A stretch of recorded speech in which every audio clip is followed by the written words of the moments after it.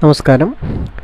Kerala university BCom 6th semester കോഓപ്പറേഷൻ്റെ elective പേപ്പറായിട്ടുള്ള cooperative അക്കൗണ്ടിങ്ങിൻ്റെ സെക്കൻഡ് മൊഡ്യൂളാണ് നമ്മൾ ഡിസ്കസ് ചെയ്ത് തുടങ്ങാൻ പോകുന്നത്. സെക്കൻഡ് മൊഡ്യൂള് നമ്മൾ 2 പാർട്ടായിട്ടോ 3 പാർട്ടായിട്ടോ ആണ് ചെയ്യാൻ ഉദ്ദേശിക്കുന്നത്. അതിൻ്റെ ഫസ്റ്റ് പാർട്ടാണ് നമ്മൾ ഈ ഒരു രീതിയിൽ അല്ലെങ്കിൽ ഈ ഒരു വീഡിയോയിൽ നമ്മൾ പറയാൻ പോകുന്നത്. അപ്പോൾ ഫസ്റ്റ് പാർട്ടിൽ നമ്മൾ സോഴ്സസ് ഓഫ് ഫണ്ടുകളെ കുറിച്ചിട്ടാണ് പറയാൻ പോകുന്നത്. സോഴ്സസ് ഓഫ് ഫണ്ട് എന്ന് പറയും. അപ്പോൾ ഈ സോഴ്സസ് ഓഫ് ഫണ്ട് എന്ന് പറയുമ്പോൾ നമ്മൾ മറ്റെല്ലാ സ്ഥാപനങ്ങളിലെ പോലെയും ഒരു കോഓപ്പറേറ്റീവ് സ്ഥാപനത്തിൻ്റെ സോഴ്സസ് ഓഫ് ഫണ്ട് എന്ന് പറയുന്നത് 2 തരത്തിലാണ്. അത് ഒന്ന് ഓൺഡ് ഫണ്ടും രണ്ടാമത്തത് ബോറോഡ് ഫണ്ടുമാണ്. Own fund and borrowed fund. ഇനി നമ്മൾ ഇതിനകത്ത് നമുക്ക് ഈ ഓൺഡ് ഫണ്ട് ഏതൊക്കെയാണ്, ബോറോഡ് ഫണ്ട് ഏതൊക്കെയാണ് എന്നാണ് നമ്മൾ പറയാൻ പോകുന്നത് കേട്ടോ. ഇത് സാധാരണഗതിയിൽ നമുക്കൊരു 15 മാർക്കിൻ്റെ സെക്ഷനിലും അതേപോലെ 4 മാർക്കിൻ്റെ സെക്ഷനിലും ചോദിക്കുന്ന ചോദ്യമാണ്. ഈ മൊഡ്യൂൾ 2ാമത്തെ മൊഡ്യൂളിൽ നിന്ന് നമുക്ക് ഏറ്റവും കുറഞ്ഞത് 2 എസ്സേ വരെ പ്രതീക്ഷിക്കാം. തിയറി എസ്സേകൾ വരെ പ്രതീക്ഷിക്കാവുന്നതാണ്. അതിനകത്ത് 1ാമത്തെ എസ്സേ ആണ് ഈ സോഴ്സസ് ഓഫ് ഫണ്ട് എന്ന് പറയുന്നത് കേട്ടോ. അപ്പോൾ ഈ സോഴ്സസ് ഓഫ് ഫണ്ട് എന്ന് പറയുന്നത് പ്രധാനമായിട്ട് 2 തരത്തിലാണ്. അത് ഏതൊക്കെയാണെന്ന് ചോദിച്ചാൽ ഒന്ന് ഓൺഡ് ഫണ്ടും രണ്ടാമത്തത് ബോറോഡ് ഫണ്ടുമാണ്. ഇനി നമ്മൾ ഓൺഡ് ഫണ്ട് എന്താണ് എന്നാണ് പറയുന്നത്. ഓൺഡ് ഫണ്ട് എന്താ അല്ലെങ്കിൽ ഓൺഡ് ഫണ്ട് ഏതൊക്കെയാണ് എന്നാണ് പറയാൻ പോകുന്നത്. നോക്കൂ, ഇത് കാണുമ്പോൾ തന്നെ അറിയാം. ഓൺഡ് ഫണ്ട് എന്ന് പറയുമ്പോൾ അതിൽ പ്രധാനമായിട്ടും entrance fees or admission fees എന്ന് പറയുന്ന ഒരു കാറ്റഗറി ഉണ്ട്. അതേപോലെ 2ാമത്തെ കാറ്റഗറി എന്ന് പറയുന്നത് ഷെയർ ക്യാപിറ്റലാണ്. Share capital. 3ാമത്തെ ഫണ്ട് റിസർവ് ഫണ്ടുകൾ എന്ന് പറയും. Reserve fund. ഇനി 4ാമത്തെ കാറ്റഗറി ആയിട്ട് പറഞ്ഞു വെക്കുന്നത് അതർ റിസർവ്സ് എന്ന് പറയുന്ന ഒരു കാറ്റഗറിയാണ്. ഈ അതർ റിസർവ്സ് എന്ന് പറയുമ്പോൾ അത് പ്രധാനമായിട്ടും common good fund, agricultural credit stabilisation fund, dividend equalisation fund, building fund, bad and doubtful debts fund. അങ്ങനെ പ്രധാനമായിട്ടും 5 ആയിട്ടാണ് തരംതിരിക്കുന്നത് കേട്ടോ. അപ്പോൾ നമുക്ക് അറിയാം, ഈ ഓൺഡ് ഫണ്ടും സെപ്പറേറ്റ് ആയിട്ട് 4 മാർക്കിന് ചോദിക്കാം, അല്ലെങ്കിൽ ബോറോഡ് ഫണ്ട് ഏതാണെന്ന് സെപ്പറേറ്റ് 4 മാർക്കിന് ചോദിക്കാം. രണ്ടും കൂടെ ചേർത്ത് 15 മാർക്കിനും ചോദിക്കാം എന്നുള്ളതാണ്. അപ്പോൾ നമ്മൾ ആദ്യമേ ഡീറ്റെയിൽ ആയിട്ട് ഡിസ്കസ് ചെയ്യാൻ പോകുന്നത് ഓൺഡ് ഫണ്ടുകളെ കുറിച്ചിട്ടാണ്. അപ്പോൾ ഓൺഡ് ഫണ്ട് നമ്മൾ പറയാം. ഓൺഡ് ഫണ്ട് എന്ന് പറയുമ്പം നോക്കൂ, ആദ്യത്തെ കാറ്റഗറി ഏതാണ്? Entrance fee or admission fee ആണ്. എന്ന് വെച്ചാൽ ഓൺഡ് ഫണ്ട് എന്ന് വെച്ചാൽ അറിയാമായിരിക്കുമല്ലോ. ഓൺ ഫണ്ട് എന്ന് വെച്ചാൽ ബിസിനസ്സിൻ്റേതായിട്ടുള്ള അല്ലെങ്കിൽ ബിസിനസ്സിന് സ്വന്തമായിട്ട് കളക്ട് ചെയ്ത് വെച്ചിട്ടുള്ള ഫണ്ടുകളെ നമുക്ക് എന്ത് പറയാൻ പറ്റും? ഓൺ ഫണ്ട് എന്ന് പറയാൻ കഴിയും. അപ്പോൾ നോക്കൂ, എന്താണ് ഓൺ ഫണ്ട്? അതിനകത്ത് എന്താണ് നോക്കൂ, entrance fee or admission fees എന്ന് പറയും. എന്താണ് entrance fee or admission fees എന്ന് പറയുന്നത്? These are fees collected from A member at the time when they join എന്നുള്ളതാണ്. അപ്പോൾ നമ്മൾ ഒരു സൊസൈറ്റിയിലേക്ക് ജോയിൻ ചെയ്യുന്ന സമയത്ത് ഒരു മെമ്പറിനെ ഒരു സൊസൈറ്റിയിലേക്ക് അഡ്മിറ്റ് ചെയ്യുന്ന സമയത്ത് ആ മെമ്പറിൻ്റെ കയ്യിൽ നിന്ന് കളക്ട് ചെയ്യുന്ന ഫണ്ടിനെ അല്ലെങ്കിൽ ആ ഒരു ഫീസിനെ നമുക്ക് എന്ത് പറയാൻ പറ്റും? Entrance fees or admission fees എന്ന് പറയാൻ പറ്റും. അപ്പോൾ ഇതൊരു എന്താണ് നോൺ റെക്കറിങ് നേച്ചറിലുള്ള ഒരു ഐറ്റമാണ്. നോൺ റെക്കറിങ് നേച്ചറിലുള്ള ഐറ്റം എന്ന് പറയാൻ കാരണം എന്ന് വെച്ചാൽ നമുക്ക് ഒരാളെ ജോയിൻ ചെയ്യിക്കുന്ന സമയത്ത് മാത്രമേ അയാളുടെ കയ്യിൽ നിന്ന് എൻട്രൻസ് ഫീസ് അല്ലെങ്കിൽ അഡ്മിഷൻ ഫീസ് നമുക്ക് കളക്ട് ചെയ്യാൻ കഴിയത്തുള്ളൂ. അല്ലാതെ എല്ലാ വർഷവും ഒരേ ആളുടെ കയ്യിൽ നിന്ന് എൻട്രൻസ് ഫീയും അഡ്മിഷൻ ഫീയും നമുക്ക് എന്ത് ചെയ്യാൻ കഴിയത്തില്ല? കളക്ട് ചെയ്യാൻ കഴിയത്തില്ല. അതുകൊണ്ട് തന്നെ ഇത് എന്ത് കാറ്റഗറി ഉള്ളതാണ്? നോൺ റെക്കറിങ് നേച്ചറിലുള്ളവയാണ്. നോൺ റെക്കറിങ് നേച്ചറുള്ളവയെന്ന് മാത്രമല്ല, ഇത് നോൺ റീഫണ്ടബിൾ ആണ്. ഒരു സർക്കംസ്റ്റാൻസസിലും നമ്മൾ ഒരു സ്ഥാപനത്തിലേക്ക് അടയ്ക്കുന്ന എൻട്രൻസ് ഫീ അല്ലെങ്കിൽ അഡ്മിഷൻ ഫീസ് നമുക്ക് എന്ത് ചെയ്യാൻ കഴിയില്ല? റീഫണ്ട് ചെയ്യാൻ കഴിയില്ല. അങ്ങനെ 3 സെൻറ്റൻസ് ആയിട്ട് നമുക്ക് പഠിച്ചാൽ മതി. അപ്പോൾ എന്താണ് ഏതൊക്കെയാണെന്ന് വെച്ചാൽ എന്താണ്? These are the fees collected from A members at the time when they join the society. ഒരു സൊസൈറ്റിയിലേക്ക് ഒരാൾ ജോയിൻ ചെയ്യുന്ന സമയത്ത് അയാളുടെ കയ്യിൽ നിന്ന് കളക്ട് ചെയ്യുന്ന പൈസയ്ക്കാണ് നമ്മളെന്ത് വിളിക്കുക? എൻട്രൻസ് ഫീസ് എന്ന് പറയുക. ഈ എൻട്രൻസ് ഫീ ഏത് നേച്ചറിലുള്ളവയാണ്? ഇത് നോൺ റെക്കറിങ് ഇൻ നേച്ചറാണ്. അതുകൊണ്ട് തന്നെ നമ്മൾ എന്ത് ചെയ്യുന്നു? It is not refunded to the members under any circumstances. ഏതൊരു സാഹചര്യത്തിലും നമുക്ക് എന്ത് ചെയ്യാൻ കഴിയുന്നില്ല? ഇത് റീഫണ്ട് ചെയ്യാൻ കഴിയുന്നില്ല. 2ാമത്തെയാണ് ഷെയർ ക്യാപിറ്റൽ എന്ന് പറയുന്നത്. ഷെയർ ക്യാപിറ്റൽ എന്ന് പറയുമ്പോൾ എന്താണ്? ഈ ഷെയർ ക്യാപിറ്റൽ എന്ന് പറയുമ്പോൾ ഓരോ മെമ്പേഴ്സും അതിൻ്റെ എന്താണ് ഇനിഷ്യൽ കോൺട്രിബ്യൂഷൻ ആ ഒരു സൊസൈറ്റിയുടെ വളർച്ചയ്ക്ക് വേണ്ടി, അല്ലെങ്കിൽ ആ സൊസൈറ്റിയുടെ വളർച്ചയിൽ നിന്ന് അവർക്ക് ഭാവിയിൽ ബെനഫിറ്റ് കിട്ടാൻ വേണ്ടിയിട്ട് അവർ നടത്തുന്ന കോൺട്രിബ്യൂഷൻ, ഇനിഷ്യൽ കോൺട്രിബ്യൂഷനെ നമുക്ക് എന്ത് പറയാൻ പറ്റും? ഷെയർ ക്യാപിറ്റൽ എന്ന് പറയാൻ കഴിയും, അല്ലയോ? നമ്മൾ പലതരം ഷെയർ ക്യാപിറ്റലുകളെ കുറിച്ചൊക്കെ പഠിച്ചിട്ടുണ്ട്. ഇപ്പോൾ എങ്ങനെയായാലും ഷെയർ ക്യാപിറ്റൽ എന്ന് വെച്ചാൽ എന്താണ്? ഒരു സ്ഥാപനത്തിന് ഇത്ര മുടക്കുമുതലുണ്ട്, അതിനകത്ത് നമ്മുടെ കോൺട്രിബ്യൂഷൻ എത്രയാണ്, അപ്പോൾ ഓരോ മെമ്പേഴ്സും എന്ത് ചെയ്യും? ആ സ്ഥാപനത്തിൻ്റെ ആ ഒരു എമൗണ്ടിലേക്ക് എന്ത് ചെയ്യും? കോൺട്രിബ്യൂട്ട് ചെയ്യും. അപ്പം ഓരോ മെമ്പേഴ്സും അങ്ങനെ കൊടുക്കുന്ന ആ ഇനീഷ്യൽ കോൺട്രിബ്യൂഷനെ നമുക്ക് എന്ത് പറയാൻ പറ്റും? ഷെയർ ക്യാപിറ്റൽ എന്ന് പറയാൻ പറ്റും. അപ്പം ഒരാൾ ഷെയർ ക്യാപിറ്റലിലേക്ക് കോൺട്രിബ്യൂട്ട് ചെയ്താൽ മാത്രമേ ആ സൊസൈറ്റിയിൽ നിന്ന് ഭാവിയിൽ എന്തെങ്കിലും തരത്തിലുള്ള ബെനിഫിറ്റ് നമുക്ക് കിട്ടണമെങ്കിൽ അത് നമുക്ക് ക്ലെയിം ചെയ്യാൻ കഴിയത്തുള്ളൂ. അപ്പം ഷെയർ ക്യാപിറ്റലിലേക്ക് യാതൊരു കോൺട്രിബ്യൂഷനും നടത്താത്ത ഒരു വ്യക്തിക്ക് ഭാവിയിൽ ആ സ്ഥാപനത്തിൽ നിന്ന് അതിൻ്റെ ഡിവിഡൻഡ് കിട്ടണമെന്നോ അതല്ലെങ്കിൽ ലാഭവിഹിതം കിട്ടണം എന്നൊക്കെ പറഞ്ഞാൽ അത് നടക്കുന്ന കാര്യമല്ല. അതുകൊണ്ട് എൻട്രൻസ് ഫീ മാത്രം പോരാ, ഒരു മെമ്പർ അതിൻ്റെ ഷെയർ ക്യാപിറ്റലിലേക്ക് കോൺട്രിബ്യൂട്ട് ചെയ്താൽ ഭാവിയിൽ അവിടെ നിന്ന് എന്ത് കിട്ടും? ആ സൊസൈറ്റിയിൽ നിന്ന് ബെനിഫിറ്റ് കിട്ടും. അങ്ങനെ നടത്തുന്ന ഇനിഷ്യൽ കോൺട്രിബ്യൂഷനെയാണ് നമ്മൾ എന്ത് പറയുക? ഷെയർ ക്യാപിറ്റൽ എന്ന് പറയുക, കേട്ടോ. അപ്പോൾ ഈ ഒരു ഷെയർ ക്യാപിറ്റൽ എന്ന് പറയുന്നത് ഒരു സ്ഥാപനത്തിൻ്റെ, ഒരു കോപ്പറേറ്റീവ് സൊസൈറ്റിയുടെ വർക്കിംഗ് ക്യാപിറ്റലിൻ്റെ പ്രധാനപ്പെട്ട ഒരു ഭാഗമാണ് എന്ന് നമുക്ക് വേണമെങ്കിൽ പറയാൻ പറ്റും, കേട്ടോ. അപ്പോൾ അത്രയാണ് നമ്മൾ എന്തെന്ന് പറയുന്നത് ഈ ഒരു ഷെയർ ക്യാപിറ്റൽ എന്ന് പറയുന്നത്. പിന്നെ ഇതിനൊരു പ്രധാനമായിട്ടൊരു പോയിന്റ് കൂടെ പറയുന്നുണ്ട്. The share capital can be withdrawn by members after a stipulated period which is mentioned in the bylaw of the society. അങ്ങനൊരു കാര്യമുണ്ട്. എന്താണ്? നമ്മൾ ഷെയർ ക്യാപിറ്റലിലേക്ക് കോൺട്രിബ്യൂട്ട് ചെയ്യുന്ന പൈസ ഒരു പ്രത്യേക വർഷത്തിന് ശേഷം, പ്രത്യേക നമ്പർ ഓഫ് വർഷത്തിന് ശേഷം നമുക്ക് എന്ത് ചെയ്യാൻ കഴിയും? അത് വിഡ്രോ ചെയ്യാൻ കഴിയും എന്നുള്ളതാണ്. നമ്മളിപ്പോൾ എൻട്രൻസ് ഫീ പറഞ്ഞപ്പോൾ എന്താ പറഞ്ഞത്? എൻട്രൻസ് ഫീ യാതൊരു സാഹചര്യത്തിലും നമ്മൾ എന്ത് ചെയ്യുന്നില്ല, തിരികെ കൊടുക്കുന്നില്ല. എന്നാൽ ഷെയർ ക്യാപിറ്റൽ ഒരു കൃത്യമായ ബൈലോയിൽ പറഞ്ഞിട്ടുള്ള നമ്പർ ഓഫ് ഇയേഴ്സിന് ശേഷം നമുക്ക് എന്ത് ചെയ്യാൻ കഴിയും? കൃത്യമായിട്ട് തിരിച്ചു കൊടുക്കാൻ പറ്റും. അതെന്ന് പറയുമ്പോൾ ഒരു 3 വർഷം അല്ലെങ്കിൽ ഒരു 5 വർഷം എന്നുള്ള രീതിക്കൊക്കെയാണ് നമ്മൾ എന്ത് ചെയ്യുന്നത്? ഇത് തിരിച്ചു കൊടുക്കുന്നത്. ഇൻ കേസ് അതിന് മുമ്പിട്ട് ഈ ഒരു 3 വർഷം അല്ലെങ്കിൽ 5 വർഷമൊക്കെ ആകുന്നതിന് മുമ്പിട്ട് തന്നെ, അല്ലെങ്കിൽ ഈ ഒരു നമ്പർ ഓഫ് ഇയേഴ്സ് ആകുന്നതിന് മുമ്പിട്ട് തന്നെ ഈ ഷെയർ ക്യാപിറ്റൽ ഹോൾഡർ മരണപ്പെട്ടു പോവുകയാണെങ്കിൽ ഇത് എന്ത് ചെയ്യും? അദ്ദേഹത്തിൻ്റെ റൈറ്റ്ഫുൾ നോമിനി അല്ലെങ്കിൽ ലീഗൽ ഹയേഴ്സിൻ്റെ ഇതിലേക്ക് എന്ത് ചെയ്യും? ട്രാൻസ്ഫർ ചെയ്ത് കൊടുക്കപ്പെടും എന്നുള്ളതാണ്. അപ്പോൾ അത്രയാണ് നമ്മൾ സാധാരണഗതിയിൽ ഷെയർ ക്യാപിറ്റലിൻ്റെ കാര്യമായിട്ട് പറയുന്നത്. ഇനി അടുത്ത മൂന്നാമത്തെ ഫണ്ട് എന്ന് വെച്ചാൽ എന്താണ്? റിസർവ് ഫണ്ടാണ്. Reserve fund. ഇപ്പോൾ റിസർവ് ഫണ്ടിൽ നിന്നൊക്കെ അറിയാമല്ലോ. റിസർവ് ഫണ്ട് എന്ന് വെച്ചാൽ എന്താണ്? നമ്മൾ നിയമപരമായിട്ട് നമ്മൾ എന്ത് ചെയ്യേണ്ട?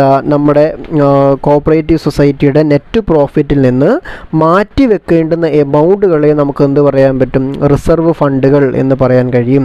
സ്റ്റാറ്റ്യൂട്ടറിലി every cooperative society is responsible for creating reserve fund and is set apart every year from the net profit of the society. എന്ന് വെച്ചാൽ നിയമപരമായി എല്ലാ സൊസൈറ്റികളും എന്ത് ചെയ്യണം? അവരുടേതായിട്ടുള്ള റിസർവ് ഫണ്ട് ക്രിയേറ്റ് ചെയ്യണം. ആ റിസർവ് ഫണ്ട് ക്രിയേറ്റ് ചെയ്യേണ്ടത് എവിടെ നിന്നാണ് എന്ന് ചോദിച്ചാൽ എന്താണ്? അവരുടെ നെറ്റ് പ്രോഫിറ്റിൽ നിന്നും, ഓരോ വർഷത്തെയും നെറ്റ് പ്രോഫിറ്റിൽ നിന്നാണ് നമ്മൾ എന്ത് ചെയ്യേണ്ടത്? ആ ഒരു റിസർവ് ക്രിയേറ്റ് ചെയ്യേണ്ടത്. ഈ റിസർവ് എന്ന് പറയുമ്പോൾ പലതരത്തിലാണ്. നമ്മുടെ ഈ ഒരു ഫ്യൂച്ചറിൽ നമുക്ക് വളരെ പെട്ടെന്ന് ഏതെങ്കിലും തരത്തിലുള്ള ഒരു അടിയന്തര കാര്യം അല്ലെങ്കിൽ ഒരു അടിയന്തര പ്രശ്നം പരിഹരിക്കാനൊക്കെ നമുക്ക് എന്തുപയോഗിക്കാം? ഈ ഒരു റിസർവ് ഉപയോഗിക്കാം എന്നുള്ളതാണ്. ഓക്കെ, അപ്പോൾ അതാണ് റിസർവ് ഫണ്ട് എന്ന് പറയുന്നത്. അടുത്ത ഒരു കാറ്റഗറി എന്ന് പറയുന്നത് അതർ റിസർവ് എന്ന് പറയും. അതർ റിസർവ് എന്ന് വെച്ചാൽ അത് പ്രധാനമായിട്ടും പല കാറ്റഗറിയാണ്. ഡിഫറെൻറ്റ് ഫോംസ് ഓഫ് റിസർവ് ഉണ്ട്. ഒരു സൊസൈറ്റി പലതരത്തിലുള്ള റിസർവ് ഫണ്ടുകൾ മെയിൻറ്റെയിൻ ചെയ്യണം. അപ്പോൾ ആ മെയിൻറ്റെയിൻ ചെയ്യുമ്പോൾ അതിനകത്ത് എടുത്തു പറയാൻ കഴിയുന്ന ചില റിസർവുകളാണ് ഏതൊക്കെ? ഒന്ന് കോമൺ ഗുഡ് ഫണ്ട് എന്ന് പറയും.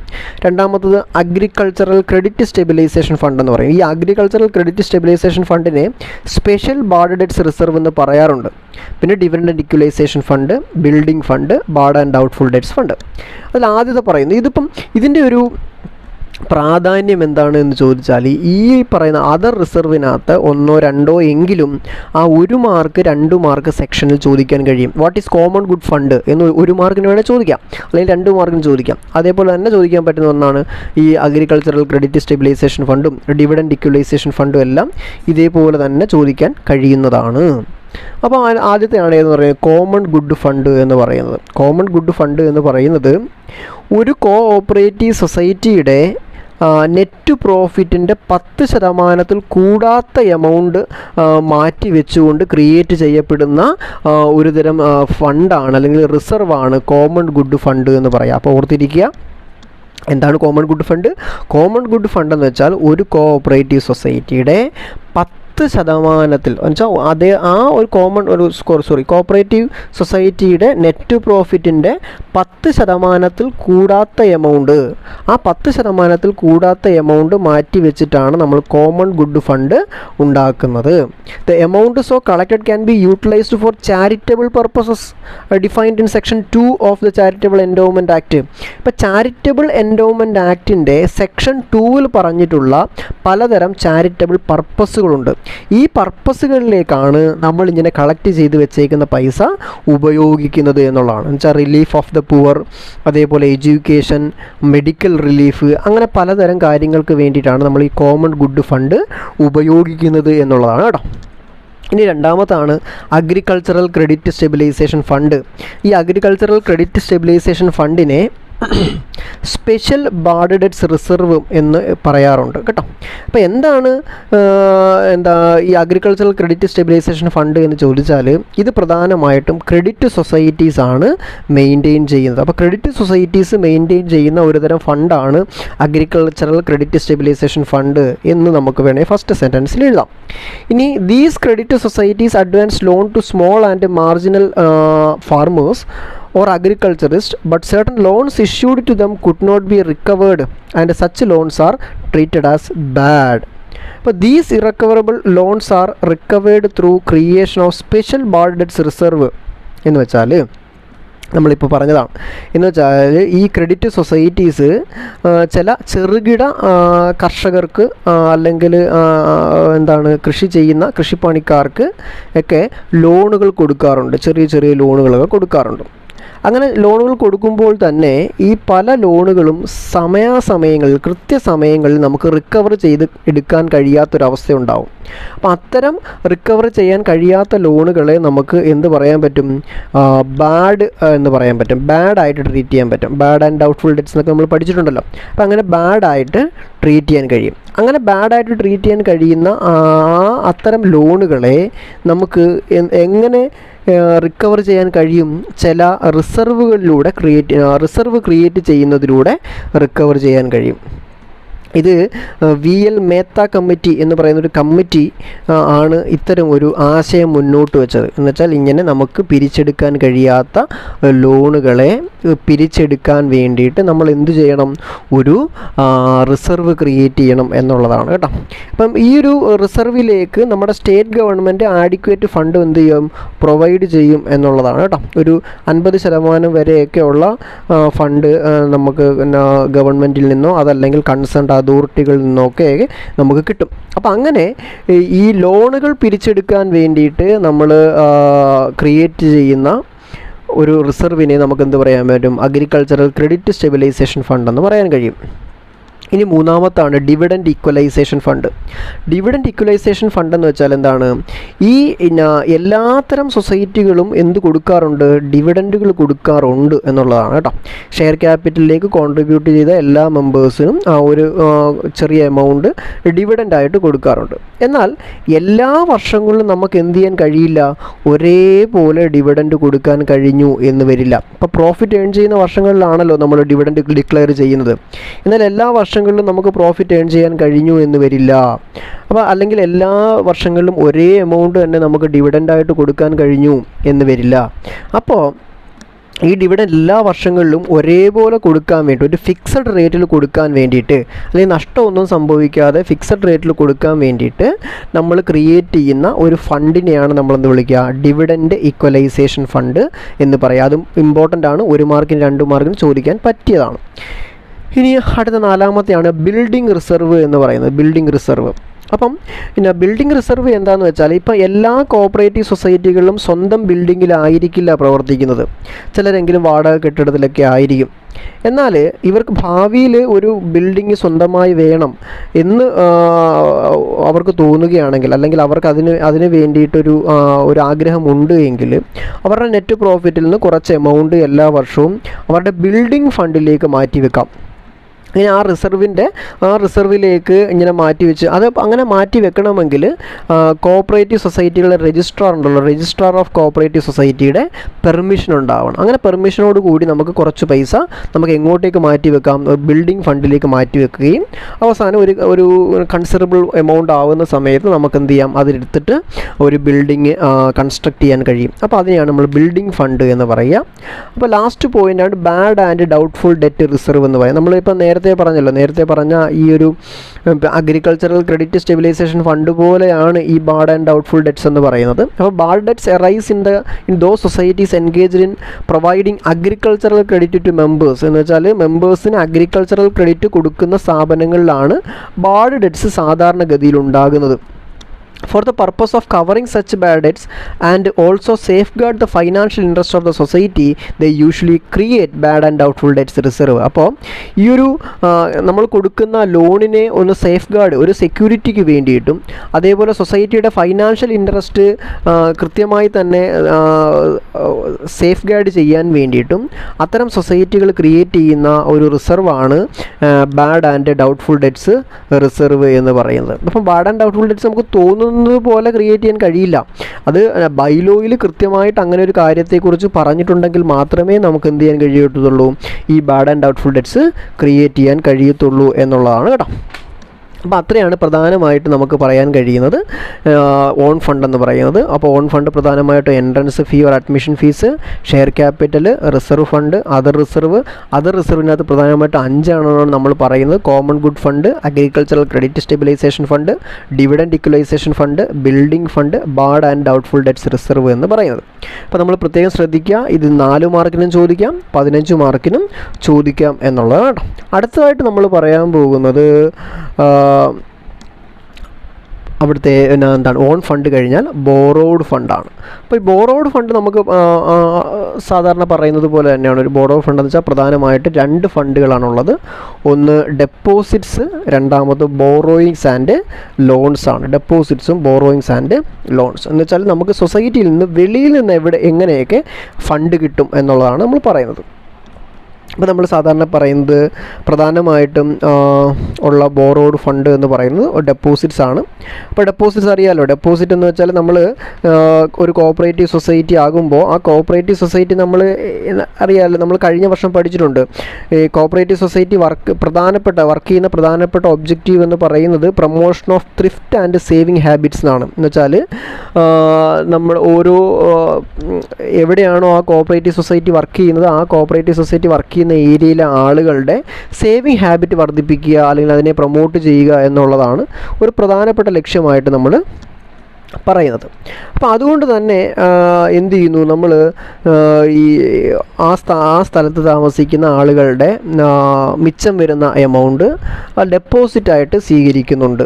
അങ്ങനെ ഡെപ്പോസിറ്റായിട്ട് സ്വീകരിക്കുന്ന എമൗണ്ടാണ് നമ്മൾ യഥാർത്ഥത്തിൽ എന്ത് ചെയ്യുന്നത്, ലോണൊക്കെ ആയിട്ട് നമ്മൾ വെളിയിൽ മെമ്പേഴ്സിനൊക്കെ ആയിട്ട് കൊടുക്കുന്നത് എന്നുള്ളതാണ് കേട്ടോ. അപ്പോൾ പ്രധാനമായിട്ടും അറിയാമല്ലോ, നമ്മൾ സാധാരണ പറയുമ്പോൾ തന്നെയാണ് ഈ ഡെപ്പോസിറ്റ്സ് എന്ന് പറയുന്നത് നമ്മൾ പ്രധാനമായിട്ടും 3 രീതിയിലാണ് കളക്ട് ചെയ്യുന്നത്. ഒന്ന് സേവിങ് ബാങ്ക് ഡെപ്പോസിറ്റ് ഉണ്ട്, അതേപോലെ ഫിക്സഡ് ഡെപ്പോസിറ്റ് ഉണ്ട്, അതേപോലെ കറണ്ട് അക്കൗണ്ടും അങ്ങനെ പ്രധാനമായിട്ടും 3 അക്കൗണ്ടുകളാണുള്ളത്. Saving bank account, fixed deposit account, current account എന്ന് പറയുന്നത് കേട്ടോ. അപ്പോൾ അത്രയേ ഉള്ളൂ. അതൊക്കെ നമ്മൾ വളരെ ഡീറ്റെയിൽ ആയിട്ട് ബാങ്കിങ് എന്ന് പറയുന്ന പേപ്പറിൽ പഠിച്ചിട്ടുണ്ട്. അപ്പോൾ അത് ഒന്നും കൂടി ഒന്ന് റെഫർ ചെയ്തോളുക.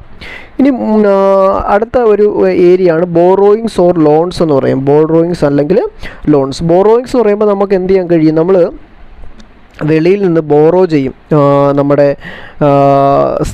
ഏതെങ്കിലും ഒരു ഫൈനാൻസിങ് ബാങ്കിൽ നിന്നോ അതല്ലെങ്കിൽ നമ്മളിപ്പോൾ ഒരു പ്രൈമറി കോഓപ്പറേറ്റീവ് സൊസൈറ്റി ആണെങ്കിൽ ആ പ്രൈമറി കോഓപ്പറേറ്റീവ് സൊസൈറ്റിയുടെ മുകളിലുള്ള നമ്മളൊരു സാധാരണ ഒരു 3 ടയർ സ്ട്രക്ചറൊക്കെയാണല്ലോ ഉള്ളത്. കോഓപ്പറേറ്റീവ് സ്ട്രക്ചർ എന്ന് പറയുമ്പോൾ ഒരു 3 ടയർ സ്ട്രക്ചറൊക്കെയാണ് ഉള്ളത്.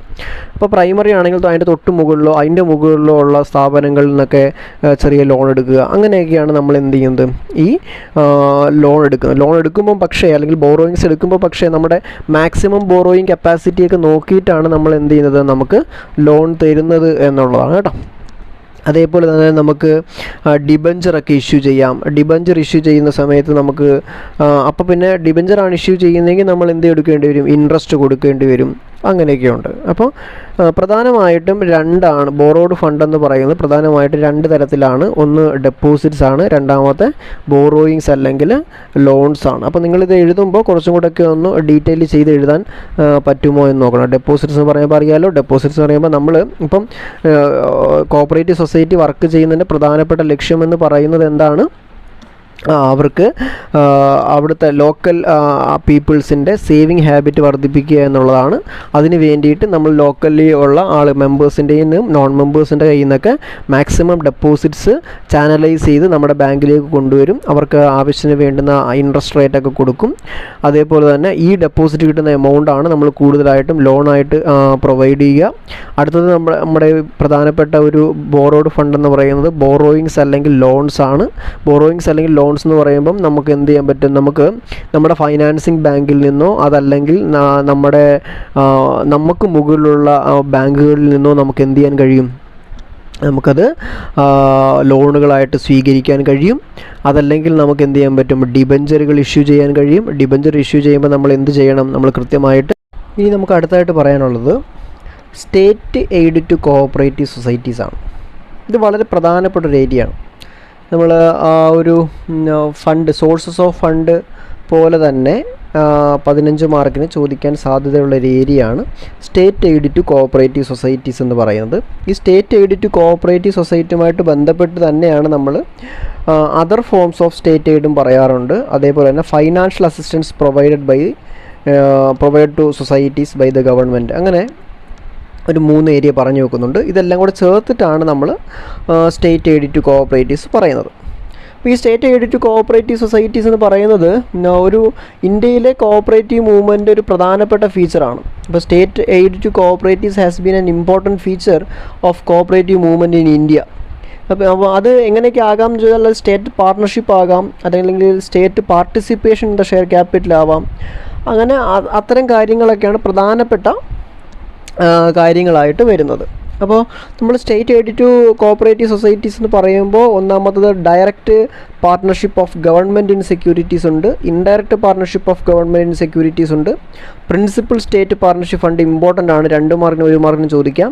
സബ്സിഡിയറി സ്റ്റേറ്റ് പാർട്ട്ണർഷിപ്പ് ഫണ്ട് ഇതേപോലെ തന്നെ നമുക്ക് 2 മാർക്കിന് 1 മാർക്കിനൊക്കെ ചോദിക്കാൻ പറ്റുന്നതാണ്. Approval of government for the purchase of shares ഉണ്ട്, restriction on the amount of dividend ഉണ്ട്. ഇത്രയാണ് പ്രധാനപ്പെട്ട state aid to cooperative societies എന്ന് പറയുന്നത്. അതിനകത്ത് ആദ്യതാണ് direct partnership of government in cooperative societies എന്ന് പറയുന്നത്. അത് സെക്ഷൻ 42 അതിനെക്കുറിച്ച് ഡിസ്കസ് ചെയ്യുന്നത്. കോഓപ്പറേറ്റീവ് സൊസൈറ്റീസ് ആക്ടിൻ്റെ section 42 direct partnership of government in societies എന്ന് പറയുന്ന ഭാഗം പറയുന്നത്. അപ്പോൾ this section provides that the government may directly subscribe to the share capital of cooperative societies with limited liability എന്നുള്ളതാണ്. എന്ന് വെച്ചാൽ ലിമിറ്റഡ് ലയബിലിറ്റി ഉള്ള കോഓപ്പറേറ്റീവ് സൊസൈറ്റികളിൽ ഗവൺമെൻറ്റിന് ഡയറക്റ്റായിട്ട് എന്ത് പർച്ചേസ് ചെയ്യാൻ പറ്റും, ഷെയറുകൾ പർച്ചേസ് ചെയ്യാൻ കഴിയും എന്നുള്ളതാണ്. അപ്പോൾ ഷെയർ ക്യാപിറ്റലിലേക്ക് ഡയറക്റ്റായിട്ട് സബ്സ്ക്രൈബ് ചെയ്യാനുള്ള അധികാരം ആർക്കുണ്ട്, ഗവൺമെൻറ്റുകൾക്കുണ്ട് എന്നുള്ളതാണ്. അപ്പോൾ അതുവഴി എന്ത് കിട്ടും, അത്തരം സൊസൈറ്റികൾക്ക് കുറച്ച് ഫണ്ട് കിട്ടും. അപ്പോൾ ഗവൺമെൻറ് ഷെയർ ക്യാപിറ്റൽ സബ്സ്ക്രൈബ് ചെയ്യുന്നതിലൂടെ ആ കോഓപ്പറേറ്റീവ് സൊസൈറ്റികൾക്ക് കുറച്ച് ഫണ്ട് കിട്ടും എന്നുള്ളതാണ്. അതൊരു ഗവൺമെൻറ്റിൻ്റെ ഒരു സഹായമായിട്ടാണ് പരിഗണിക്കുന്നത്. സെക്ഷൻ 42 അത് പറയുന്നത് എന്നുള്ളതാണ് കേട്ടോ. ഇവിടെ however in subsection 2 specified that the government is not entitled to get a higher rate of dividend more than the rate allowed to other shareholders of the society. എന്നിരുന്നാലും ഇപ്പം ഷെയർ ക്യാപിറ്റൽ സബ്സ്ക്രൈബ് ചെയ്യുന്നുണ്ട് എങ്കിൽ പോലും ഒരു മറ്റുള്ള ഒരു മെമ്പറിന് അല്ലെങ്കിൽ മറ്റുള്ള വ്യക്തികൾക്ക് കൊടുക്കുന്നതിനേക്കാൾ കൂടുതൽ ആർക്ക് കൊടുക്കാൻ പാടില്ല, ഗവൺമെൻറ്റിന് കൊടുക്കാൻ പാടില്ല എന്ന് പറയുന്നുണ്ട്. ഇത് ഡയറക്റ്റ് പാർട്ണർഷിപ്പാണ്. അതേപോലെ തന്നെ രണ്ടാമത്തെ പോയിൻ്റാണ് indirect partnership of government in societies എന്ന് പറയുന്നത്. അപ്പോൾ നമ്മൾ ആദ്യത്തെ പോയിന്റിൽ ഗവൺമെൻറ് ഡയറക്റ്റായിട്ട് ഷെയർ ക്യാപിറ്റൽ സബ്സ്ക്രൈബ് ചെയ്യുമ്പോൾ ഇവിടെ ആ ഷെയർ ക്യാപിറ്റലിൻ്റെ സബ്സ്ക്രിപ്ഷൻ നടക്കുന്നത് ഇൻഡയറക്റ്റ് ആയിട്ടാണ്. എന്ന് വെച്ചാൽ മറ്റ് സൊസൈറ്റികൾ this section authorises government to provide funds to a society for the purchase of shares in the other societies എന്നുള്ളതാണ്. എന്ന് വെച്ചാൽ ഗവൺമെൻറ് ഫണ്ട് കൊടുക്കും, ആ ഫണ്ട് ഉപയോഗിച്ച് ഒരു സൊസൈറ്റിക്ക് മറ്റൊരു സൊസൈറ്റിയുടെ എന്ത് പർച്ചേസ് ചെയ്യാൻ പറ്റും അല്ലെങ്കിൽ സബ്സ്ക്രൈബ് ചെയ്യാൻ പറ്റും, ഷെയർ ക്യാപിറ്റൽ സബ്സ്ക്രൈബ് ചെയ്യാൻ കഴിയും എന്നുള്ളതാണ് കേട്ടോ. അതാണ് indirect partnership of government in societies എന്ന് പറയുന്നത്. അത് പറയുന്നത് സെക്ഷൻ 43-ലാണ്. ഇനി പറയാൻ പോകുന്ന രണ്ടെണ്ണമാണ് ഒരു പ്രധാനപ്പെട്ട രണ്ടെണ്ണം. അത് പ്രിൻസിപ്പൽ സ്റ്റേറ്റ് പാർട്ണർഷിപ്പ് ഫണ്ടും രണ്ടാമത് സബ്സിഡിയറി സ്റ്റേറ്റ് പാർട്ണർഷിപ്പ് ഫണ്ടുമാണ്. ഇതിൻ്റെ പ്രാധാന്യം എന്താണ് എന്ന് ചോദിച്ചാൽ ഇത് 1 മാർക്കിനും 2 മാർക്കിനും കൂടി ചോദിക്കാൻ സാധ്യതയുള്ളതാണ് എന്നുള്ളതാണ് ഇതിൻ്റെ ഒരു പ്രാധാന്യം. അപ്പോൾ എന്താണ് പ്രിൻസിപ്പൽ സ്റ്റേറ്റ് പാർട്ണർഷിപ്പ് ഫണ്ട്? ഈ പ്രിൻസിപ്പൽ സ്റ്റേറ്റ് പാർട്ണർഷിപ്പ് ഫണ്ടിനെ നമ്മൾ PSPF എന്ന് പറയാറുണ്ട് കേട്ടോ. അങ്ങനെ കൂടി അത് പഠിക്കണം. PSPF principal state partnership fund. അപ്പോൾ എന്താണ് പ്രിൻസിപ്പൽ സ്റ്റേറ്റ് പാർട്ണർഷിപ്പ് ഫണ്ട് എന്ന് ചോദിച്ചാൽ it deals with the establishment of a fund. എന്താണ്? According to the section an apex society which receives funds from the government under section 43 may establish a fund with the money called principal state partnership fund. നമ്മൾ പറഞ്ഞല്ലോ ഇപ്പോൾ indirect partnership fund എന്ന് പറഞ്ഞില്ലേ. Indirect നമ്മൾ രണ്ടാമത്തെ പോയിന്റിൽ indirect partnership of government in societies പറയുന്നുണ്ടല്ലോ. അവിടെ എന്താണ് പറഞ്ഞിട്ടുള്ളത്? ഒരു സൊസൈറ്റിക്ക് ഗവൺമെൻറ് ഫണ്ട് കൊടുക്കും, ആ ഫണ്ട് ഉപയോഗിച്ച് ആ സൊസൈറ്റി മറ്റൊരു സൊസൈറ്റിയിൽ നിന്ന് എന്ത് ചെയ്യാൻ പറ്റും, ഷെയർ പർച്ചേസ് ചെയ്യാൻ കഴിയും എന്നാണ് പറഞ്ഞത്. അപ്പോൾ ആ തരത്തിൽ ഈ സെക്ഷൻ 43 പ്രകാരം ഒരു ഫണ്ട് ഒരു സൊസൈറ്റിക്ക് കൊടുക്കുകയാണെങ്കിൽ ആ ഫണ്ട് ഉപയോഗിച്ച് ക്രിയേറ്റ് ചെയ്യാൻ കഴിയുന്ന മറ്റൊരു ഫണ്ടിൻ്റെ പേരാണ് പ്രിൻസിപ്പൽ സ്റ്റേറ്റ് പാർട്ണർഷിപ്പ് ഫണ്ട്. അപ്പോൾ സെക്ഷൻ 43 പ്രകാരം കിട്ടുന്ന ഫണ്ട് ഉപയോഗിച്ചിട്ടാണ് പ്രിൻസിപ്പൽ സ്റ്റേറ്റ് പാർട്ണർഷിപ്പ് ഫണ്ട് ഉപയോഗിക്കുന്നത് എന്നുള്ളതാണ് കേട്ടോ. അപ്പം this fund is utilised for purchasing shares in other societies with limited liability സൊസൈറ്റികളിൽ നിന്ന് ഷെയർ പർച്ചേസ് ചെയ്യാൻ വേണ്ടിയിട്ടാണ് നമ്മൾ ഉപയോഗിക്കുന്നത്, ഈ ഒരു ഫണ്ട് ഉപയോഗിക്കുന്നത് എന്നുള്ളതാണ്. The apex society may also utilise this fund for providing money to a central society to enable that society to purchase shares from a primary society. എന്ന് വെച്ചാൽ ഇപ്പോൾ ഒരു അപ്പെക്സ് സൊസൈറ്റിയാണ്, ഒരു അപ്പെക്സ് സൊസൈറ്റി ഒരു സെൻട്രൽ സൊസൈറ്റിക്ക് ഫണ്ട് കൊടുക്കുന്നു. അങ്ങനെയാണെങ്കിൽ ആ സെൻട്രൽ സൊസൈറ്റി ആ ഫണ്ട് ഉപയോഗിച്ച് ഒരു പ്രൈമറി സൊസൈറ്റിയിൽ നിന്ന് എന്ത് ചെയ്യാൻ പറ്റും, ഷെയർ പർച്ചേസ് ചെയ്യാൻ കഴിയും എന്നുള്ളതാണ്. എന്ത് പറഞ്ഞാലും നമ്മൾ ആ രണ്ടാമത്തെ പോയിൻറ്റിനെ ബേസ് ചെയ്തിട്ടാണ് PSPF പറയുന്നത്. അപ്പോൾ രണ്ടാമത്തെ പോയിൻ്റ് നിങ്ങൾ കൃത്യമായിട്ട് അറിഞ്ഞിരിക്കണം. രണ്ടാമത്തെ പോയിൻ്റ് എന്താണ്? ഗവൺമെൻറ് കൊടുക്കുന്ന ഫണ്ട് ഉപയോഗിച്ച് ഒരു സൊസൈറ്റിക്ക് മറ്റൊരു സൊസൈറ്റിയുടെ ഷെയർ പർച്ചേസ് ചെയ്യാൻ കഴിയും. അപ്പോൾ അതിനെയാണ് ഇൻഡയറക്റ്റ് പാർട്ണർഷിപ്പ് എന്ന് പറയുന്നത്. അങ്ങനൊരു ഫണ്ട് കിട്ടിയാൽ ആ ഫണ്ട് ഉപയോഗിച്ച് ഒരു സൊസൈറ്റി ക്രിയേറ്റ് ചെയ്യുന്ന ഫണ്ടിനെ നമുക്ക് എന്ത് പറയാൻ പറ്റും, പ്രിൻസിപ്പൽ സ്റ്റേറ്റ് പാർട്ണർഷിപ്പ് ഫണ്ട് എന്ന് പറയാൻ കഴിയും എന്നുള്ളതാണ്.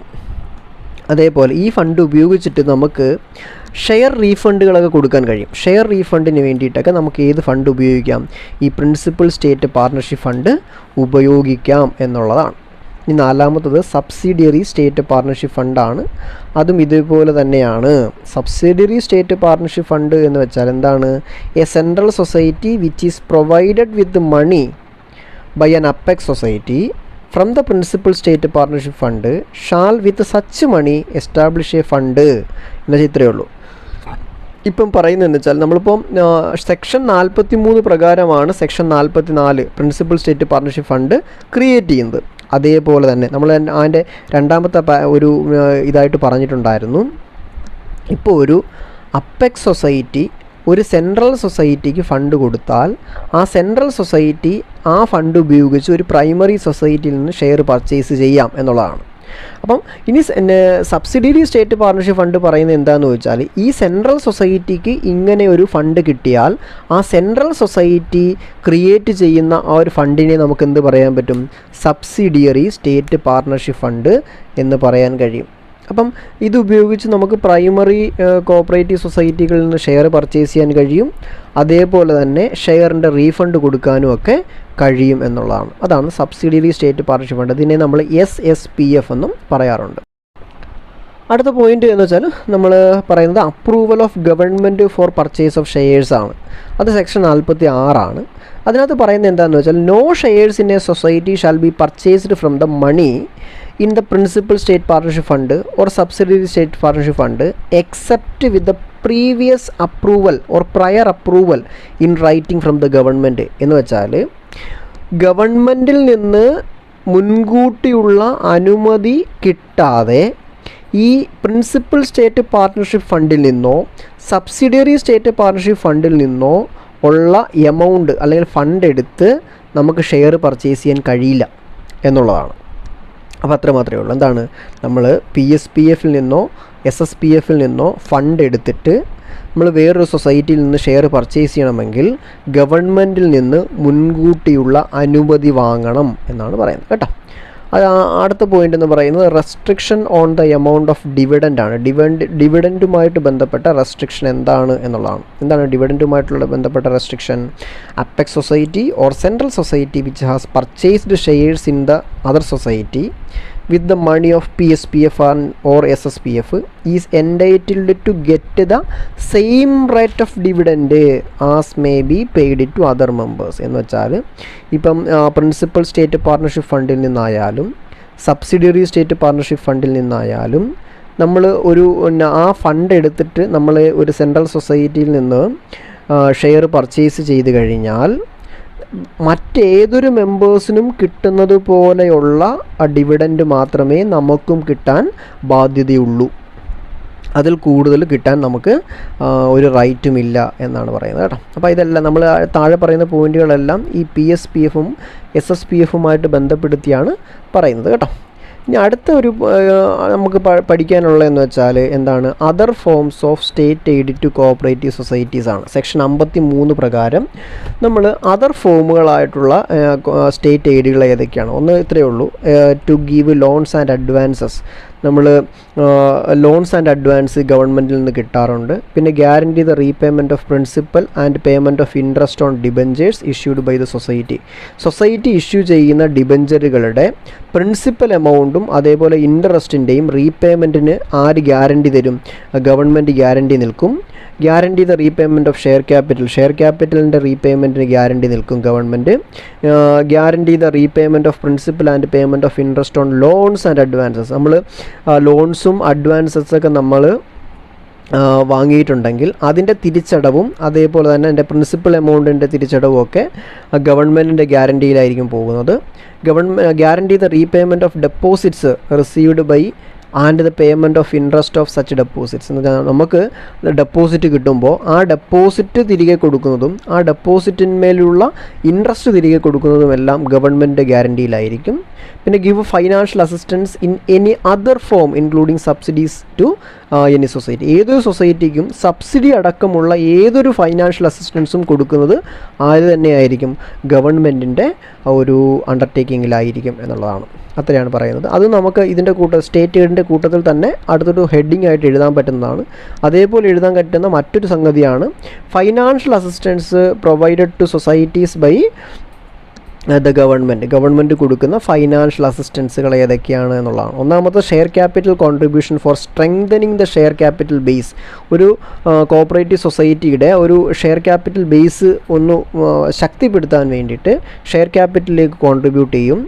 അതേപോലെ ഗോഡൗണും വർക്ക്ഷെഡും ഒക്കെ കൺസ്ട്രക്ഷൻ നടത്താൻ വേണ്ടിയിട്ടുള്ള ലോൺസും സബ്സിഡീസും കൊടുക്കും. പിന്നെ വർക്കിംഗ് ക്യാപിറ്റൽ ലോണുകൾ കൊടുക്കും. Loan for purchase of plant and machineries, പ്ലാന്റും മെഷീനറീസും ഒക്കെ പർച്ചേസ് ചെയ്യാനുള്ള ലോൺ കൊടുക്കും. ഫർണിച്ചർ ആൻഡ് ഫിക്സേഴ്സ് പർച്ചേസ് ചെയ്യാനുള്ള ലോൺ കൊടുക്കും.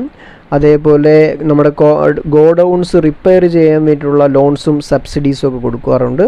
പിന്നെ നമ്മുടെ മോട്ടിവേഷണൽ പ്രോഗ്രാംസ് ഉണ്ടല്ലോ, ഇപ്പം നമുക്ക് പിന്നെ മെമ്പർഷിപ്പ് എടുക്കാനും അതേപോലെ തന്നെ ഡെപ്പോസിറ്റ്സ് മൊബിലൈസ് ചെയ്യാനൊക്കെ ഉള്ള മോട്ടിവേഷണൽ പ്രോഗ്രാംസ് ഉണ്ടാകും. അത്തരം പ്രോഗ്രാമുകൾക്കുള്ള സബ്സിഡീസ് കൊടുക്കും, പബ്ലിസിറ്റിക്ക് വേണ്ടിയുള്ള സബ്സിഡീസ് കൊടുക്കും. ഇത്രയും കാര്യങ്ങളാണുള്ളത്. ഇപ്പോൾ 2 എസ്സേയാണ് നമ്മൾ പ്രധാനമായിട്ടും ഇവിടെ ഡിസ്കസ് ചെയ്തിട്ടുള്ളത്. അത് പരമാവധി നോക്കുക, സംശയങ്ങളുണ്ടെങ്കിൽ ചോദിക്കുക. ഇത് പിന്നെ